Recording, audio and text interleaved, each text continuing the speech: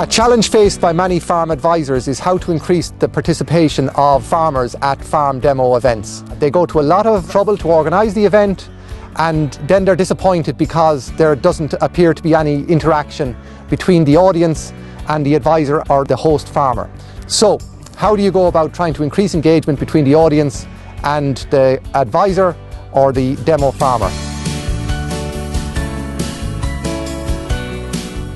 There's a couple of steps.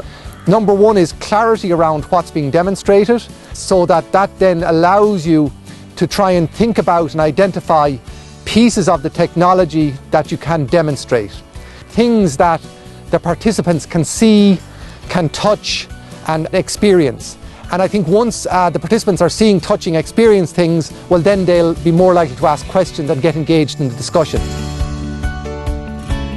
Point number two is you have to choose a demonstration farmer that's practicing the technology, and most importantly is an advocate for the technology. Not just practicing it because the advisor has said you should try this, but practicing it because he or she believes that it works and are passionate about sharing that with other farmers.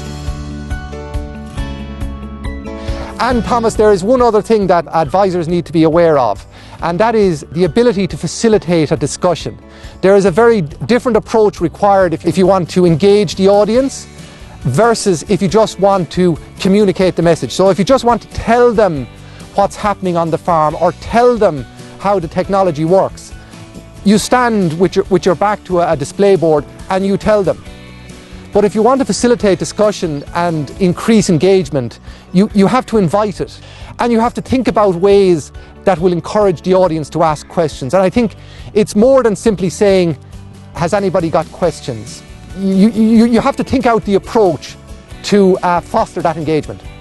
I think the key thing is to identify open questions which invite answers other than yes or no.